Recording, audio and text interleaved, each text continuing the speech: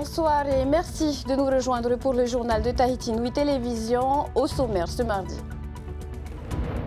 La réforme de la fiscalité au cœur des échanges lors des journées de prospective économique à la présidence. Objectif, trouver un consensus dans l'élaboration de cette réforme. Nous en parlerons plus en détail avec Florent Vénère, professeur de sciences économiques. Il est l'invité de la rédaction. Puis à Rayatea, un groupe d'amis professeurs et l'association Anui Tapu Tapu Atea veulent s'inspirer des méthodes éducatives de nos voisins maoris.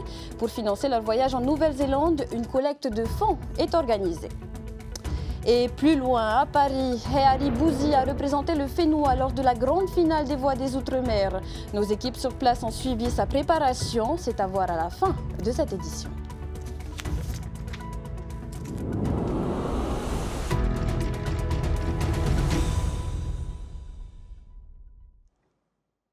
Partenaires sociaux, économiques et institutionnels réunis ce mardi sous le chapiteau de la présidence. Objectif affiché par le pays, trouver des pistes d'évolution de la politique fiscale polynésienne. Le gouvernement, critiqué sur certaines mesures fiscales, prône aujourd'hui la concertation avant l'action. Sam Teinaouré, Nicolas Pérez. C'est pas recevable. Oui, c'est quand même une réalité. La confrontation d'idées est un des objectifs de cette journée de travail autour de la fiscalité de la Polynésie française et surtout de son évolution. Les principaux acteurs économiques du Fénois ont été sollicités. C'est une large concertation qu'on ouvre autour de ces thèmes. On a un certain nombre de questionnements qui sont posés. On aimerait que les gens puissent réfléchir avec nous, échanger. L'idée, c'est de pouvoir sortir un certain nombre de préconisations qui viendraient enrichir la feuille de route du ministère dans ces schémas-là. On est sur un schéma cette année de réforme fiscale. Alors, c'est que la réforme fiscale ne va pas se faire sans discuter avec les uns et les autres, sans partager. Donc, c'est notre premier grand moment d'échange. On les rencontre tous aujourd'hui et ensuite on va les rencontrer les uns après les autres en fonction des secteurs, en fonction des thématiques pour pouvoir aboutir. L'idée de la réforme fiscale, c'est dans tous les cas de le faire sur plusieurs années. On ne peut pas réformer la fiscalité de ce pays en une année. Il nous faudra 2, 3, 4, un certain nombre d'années. Au mois de juin dernier, il y a eu une première consultation des acteurs économiques de la Polynésie française pour élaborer des pistes de réflexion sur des grandes thématiques économiques telles que le coût de la vie ou l'économie durable. Cette nouvelle consultation a trait uniquement à la fiscalité. La restitution des travaux s'est faite dès aujourd'hui pour des premières mesures envisagées dès la prochaine session budgétaire. La question de la réforme de la fiscalité, on l'aborde en plateau avec l'économiste Florent Vénère. Bonsoir. Bonsoir. Alors, lors d'un séminaire à la présidence en juin dernier, en présence des acteurs économiques, il était déjà question de penser la réforme fiscale. De nouvelles journées sont aujourd'hui organisées. Dans quel but ? Alors voilà, en juin, effectivement, c'était un petit peu plus large. Ça abordait la question fiscale, mais pas seulement. Et là, c'était centré sur la fiscalité. Sinon, très honnêtement, le but était un peu le même, quoi, c'est-à-dire échanger avec les partenaires sociaux et le gouvernement. Alors, comme toujours dans ce genre d'exercice, il y a un petit peu à boire et à manger, hein, c'est l'auberge espagnole, chacun y trouve ce qu'il y amène lui-même. Donc il y a aussi un petit peu une forme de shopping, où les gens arrivent en poussant les dossiers qui les intéressent. Et puis après, la restitution de ce point de vue-là n'est pas très facile, parce que ça s'est tiraillé un petit peu dans beaucoup de dimensions différentes. Après, reste à voir ce que le ministère va en faire. Justement, on parle des personnes qui étaient présentes, donc le monde économique. Est-ce qu'il y avait les mêmes personnes, les mêmes acteurs présents qu'en juin dernier ? Pour certains, oui, peut-être un petit peu moins de présence quand même des patrons par rapport à ce qu'il y avait en juin. On a senti certains patrons un peu désabusés par rapport au mois précédent et puis à certaines réformes qui ont été discutées, quoi. Oui, parce que ça donne un peu l'impression d'un retour en arrière. Alors c'est vrai qu'il y a certaines problématiques qui ont été abordées où on n'a pas forcément vu de grande valeur ajoutée par rapport à ce qui s'était dit en juin dernier. Donc on n'a peut-être pas non plus été tellement informé des arbitrages effectués en fait depuis les discussions en juin. Donc c'était un petit peu le bémol qu'on entendait dans la salle. Alors, la grande question primordiale de cette réflexion, c'est comment compenser la suppression de la TVA sociale, donc un rendement de milliards de francs. Est-ce qu'il y a des pistes à l'issue de cette journée ?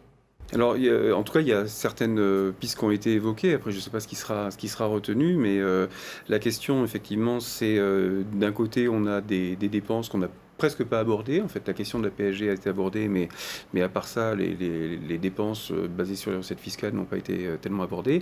Et après, effectivement, c'est la question de la compensation des milliards qui manquent, des 9 milliards qui manquent de la suppression de la taxe EPS.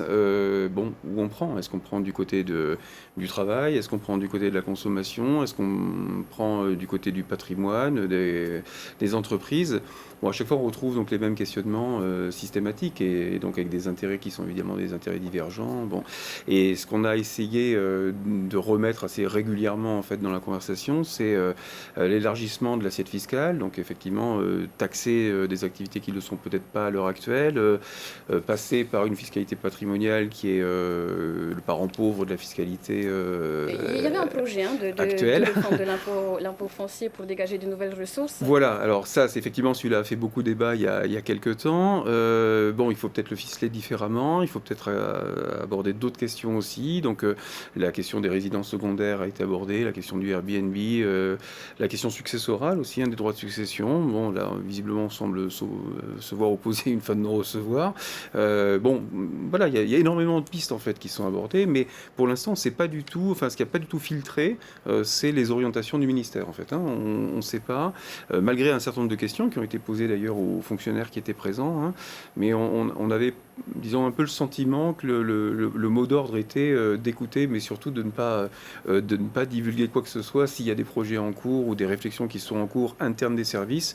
On n'en a rien su aujourd'hui en tout cas. Vous rebondir sur ce que vous veniez de dire un peu plus tôt. Comment avoir une vision globale, comment réfléchir une stratégie en pensant recettes sans prendre en compte les dépenses? Alors c'est effectivement une vraie question. Alors de toute façon, il y a beaucoup de questions comme ça aussi d'articulation parce que on a des orientations qui ont pu être données par exemple sur le tourisme. Alors comment est-ce qu'on articule une volonté d'avoir 600 000 touristes, un horizon d'ailleurs qui n'est pas très très bien défini?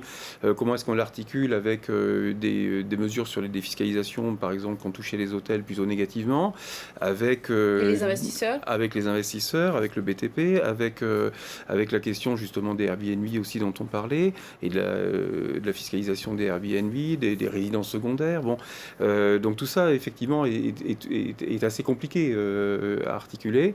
Alors la feuille de route globale, on l'attend. Enfin, c'est un peu ce que disait le directeur de cabinet du ministre tout à l'heure dans votre interview. C'est que on est là dans une première discussion en fait, et puis on attend que ça enrichisse la feuille de route et surtout on attend de connaître cette feuille de route du ministère.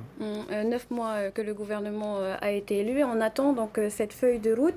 À ce stade, parmi les mesures mises en place par le gouvernement Broederson, laquelle a eu une incidence positive sur l'économie du pays? Alors, pour l'instant, on n'a pas eu de mesures générales qui permettent d'avoir une incidence globale sur l'économie. Et pour l'instant, effectivement, on a plutôt l'impression qu'on tâte le terrain.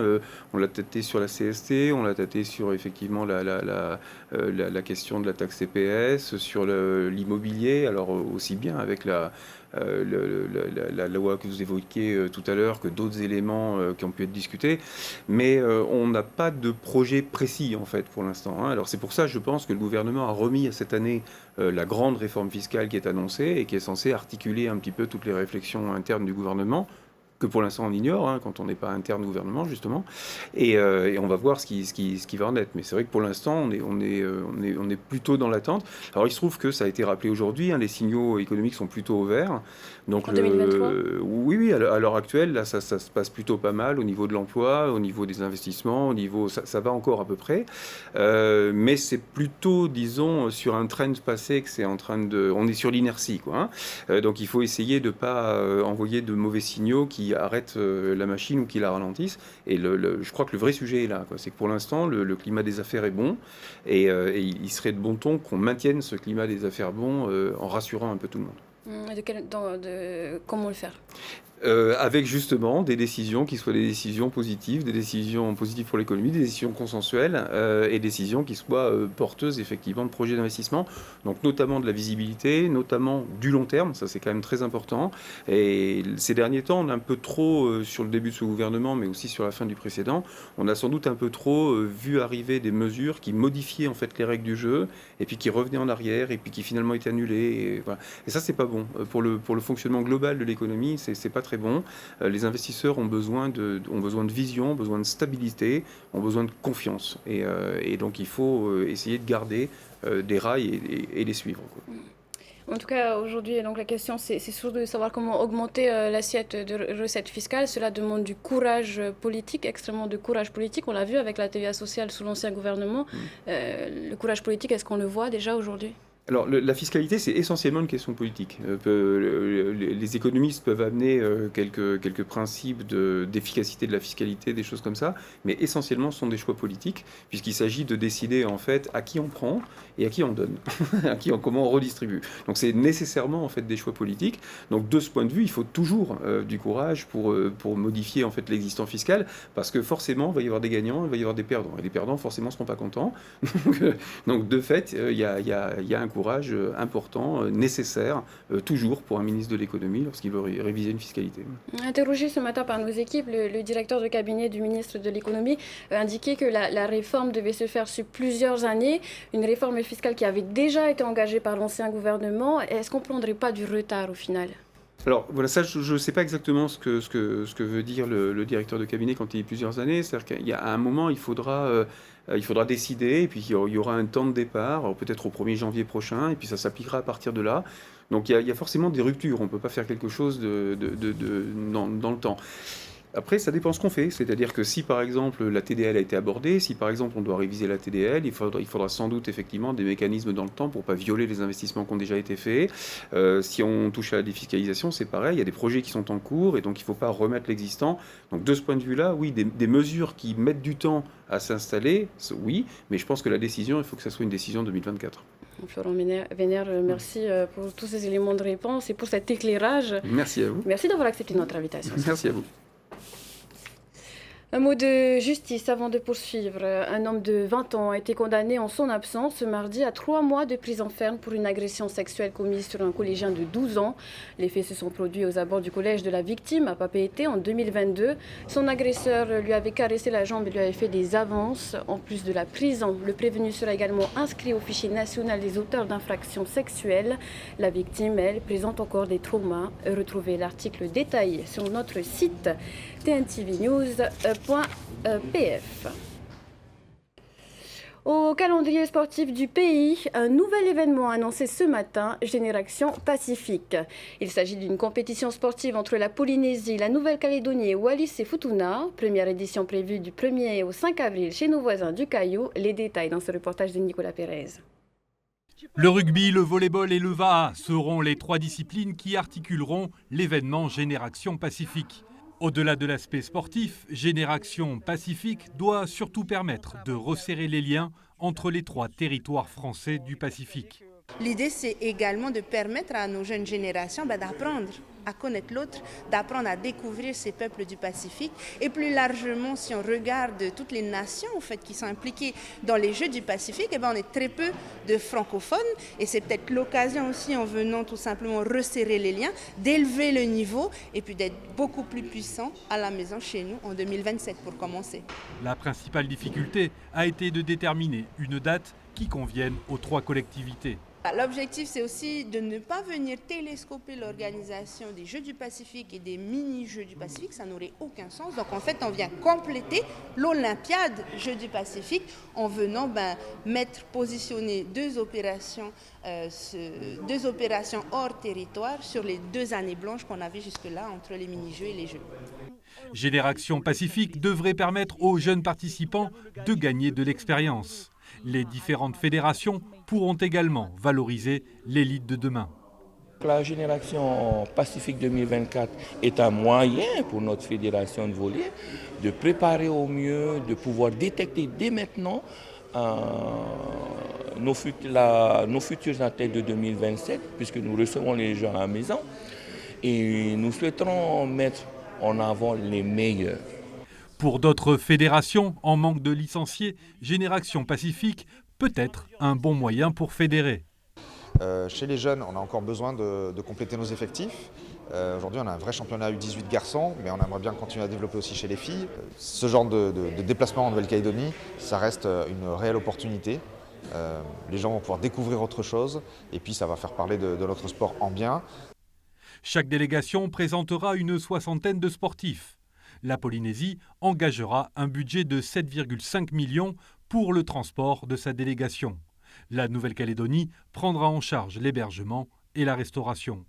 Le pays annonce d'ores et déjà une seconde édition en 2026 sur Tahiti. Un test grandeur nature avant les Jeux de 2027. Eux veulent se rendre en Nouvelle-Zélande pour étudier les méthodes éducatives maoris et peut-être les adapter à l'éducation polynésienne. Des professeurs de Raiatea en partenariat avec l'association Anui Tapu Tapu Atea se mobilisent pour ce projet novateur. Mais avant, il faut collecter des fonds pour financer le voyage. Ronnie Moufat nous en dit plus. Face à diverses problématiques rencontrées au fil des années, ce collectif de professeurs, d'agents de bureau, d'agents d'entretien et de parents d'élèves veut trouver une solution à ce qui pourrait devenir une dérive scolaire peu glorieuse. L'engagement de chacun joue un rôle essentiel dans cette démarche. Le groupe souhaite s'inspirer des méthodes d'enseignement réussies des Maoris pour améliorer l'enseignement en Polynésie. Alors ce voyage se veut à la fois éducatif et culturel, puisqu'on va à la découverte en fait, d'écoles néo-zélandaises. Mais en tout cas, on a tous le même objectif, visiter un maximum d'écoles, s'inspirer du système éducatif néo-zélandais, notamment ce qu'ils ont fait à partir de la culture maori. Ce voyage, estimé à hauteur de 4 millions de francs pacifiques, se prépare sur financement propre et sur les vacances de chacun. Par conséquent, le groupe doit organiser régulièrement des levées de fonds. Ce soir, beaucoup feront une nuit blanche pour préparer environ 350 plats à emporter. Oui, la nuit va être particulièrement courte, effectivement, parce que là, on a prévu la préparation, la mise en place de toutes les cuissons. On est bon. Ben là, on vient de finir les derniers sacs de poulet qui sont sur le barbecue. Donc, c'est la dernière ligne droite. Donc, ouais, j'ai pas l'impression que vous avez dormi. Pardon ? J'ai pas l'impression que vous avez dormi. Dormi, non.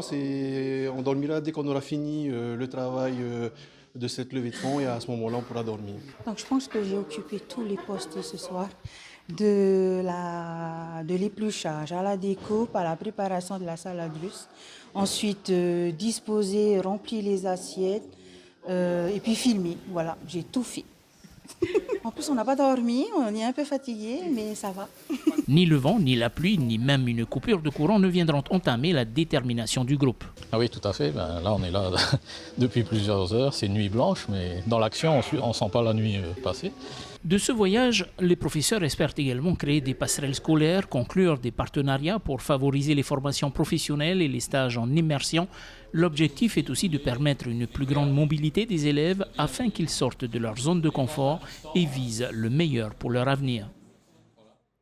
Il y a ceux qui partent pour s'inspirer et d'autres pour représenter le Fénois. C'est le cas de Heari Bouzi, finaliste polynésien des Voix des Outre-mer, un concours de chant lyrique organisé à l'Opéra Bastille à Paris.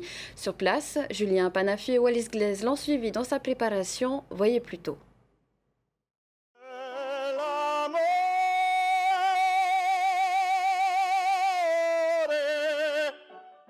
À quelques jours de la grande finale de la Voix des Outre-mer, l'heure est au dernier réglage pour Heari Bouzi. Pause, apparemment, le ukulélé ne l'a pas fait sortir. Donc c'est ta voix qui va la faire sortir. D'accord. Alors qu'il avait arrêté la musique depuis 10 ans, c'est une figure du chant lyrique de Polynésie qui a changé le cours des choses. Maintenant, il y a un peu plus de 20 ans, j'ai rencontré Gabriel Cavallo. J'ai pris des cours avec lui. Moi, c'était pour chanter de la variété essentiellement. Et en apprenant à maîtriser la technique lyrique qu'il enseignait, cette voix lyrique est sortie toute seule. Il m'a dit que ce serait quand même dommage de ne pas tenter l'aventure lyrique. Donc j'ai dit, pourquoi pas, on y va. Le candidat est issu des sélections à Tahiti. Peu ont la chance de pouvoir se faire entendre à l'Opéra Bastille à Paris. Le chanteur lyrique a conscience de cette opportunité. Pour moi, le fait de participer à la finale, c'est un grand honneur, c'est un privilège. Je suis quand même ici grâce à ma voix, grâce à l'enseignement que Gabi Cavallo m'a offert. Je suis ici à Paris. Jamais j'aurais cru que ma voix pourrait me faire voyager. C'est le jour J pour Heari. La tension monte. Le Polynésien s'apprête à vivre peut-être le moment le plus important de sa carrière. Enthousiaste et très excité, j'ai très hâte de monter sur scène. Le fonctionnaire territorial incarne le rôle de Don Juan. Il chante une sérénade destinée à séduire sa femme de chambre.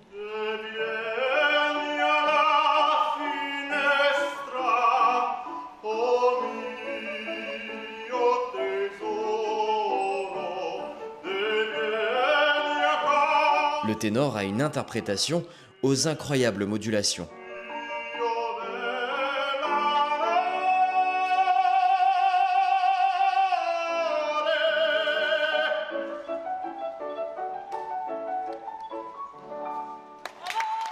Ce soir-là, le chanteur lyrique ne remporte pas le prix tant convoité, mais il le sait, il a déjà tout gagné. Je suis plus que content. Là, moi, ce que je voulais, c'était surtout monter sur la scène et pouvoir partager tout ce que j'ai appris pendant ces 15 jours. Mission accomplie pour moi. Préparer un tel concours exige d'être bien entouré. Sa femme, son premier soutien, est fière de son travail. Beaucoup de joie, beaucoup d'émotions en fait. Il n'y a pas de mots. Je suis tellement fière en fait de lui. Je suis fière de son parcours et puis je sais que c'est pas terminé, mais j'avais envie de pleurer en fait. Quand il chante avec son cœur, il chante avec son âme. Et à chaque fois qu'il chante, il fait ça. Et là, il s'est encore surpassé une fois de plus. C'est magnifique. Soyons-en sûrs, grâce à ce concours, ce virtuose a gagné une nouvelle visibilité. Une chanson a un début et une fin, mais l'aventure de Heyari, elle, ne fait que commencer. Et félicitations à Heyari Bouzi pour sa participation. C'est sur son portrait que l'on se quitte. Merci d'avoir été avec nous ce soir, à quelques semaines des Oscars. Ciné Nuit vous met déjà dans l'ambiance avec un spécial en 2 parties. Premier volet ce mardi. Puis retrouvez les aventuriers de Koh Lanta, les chasseurs d'immunité. Très belle soirée à tous. À demain. Retrouvez ce journal en replay sur notre site internet et notre application mobile TNTV.